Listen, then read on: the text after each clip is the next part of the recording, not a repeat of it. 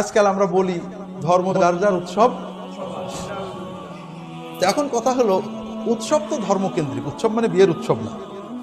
ধর্ম যদি কারোর হয়, উৎসব যদি ধর্মকেন্দ্রিক হয়, তাহলে সবার হয় কি করে?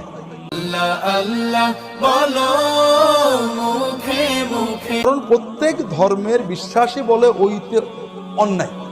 আমাদের কোরবানির উৎসবে, গরু জবাইয়ের উৎসবে হিন্দুদের নিয়ে আসবো, এটা হবে তাদের, কারণ তাদের দৃষ্টিতে গরু জবাইয়ের উৎসবটা পাপ, পাপ না? আমি তাকে জোর করে একটা পাপের ভিতর নিয়ে আসছি।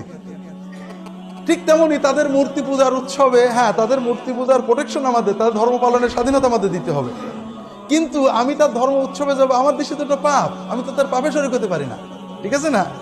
যেমন এই জন্য কোন অন্য ধর্মের অনুসারীদের ধর্মীয় উৎসবে, ধর্মীয় আনন্দে অংশ নেওয়া যায় না। তাদের ধর্মীয় স্বাধীনতা আছে, কিন্তু আমরা তাদের ধর্মে অংশী না, তাদের কর্মে, সমাজে, সামাজিক ব্যবস্থাপনার অংশী। এদিকে খেয়াল রাখতে হবে।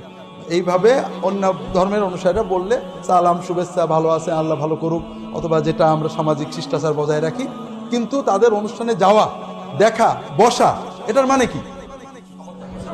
অবশ্যই আপনি মনে করেন একটা অনুষ্ঠান হচ্ছে, সেখানে আপনার রাজনৈতিক নেতার বিরুদ্ধে কথা হচ্ছে, অথবা রাজনৈতিক আদর্শের বিরুদ্ধে অনুষ্ঠান হচ্ছে।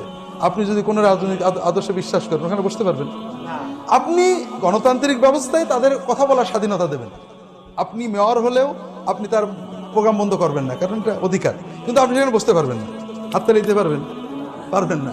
তাহলে রাজনৈতিক বিশ্বাস যদি এত দৃঢ় হয়, ধর্মীয় বিশ্বাস কি রাজনৈতিক বিশ্বাসে দুর্বল হবে না সবল হবে?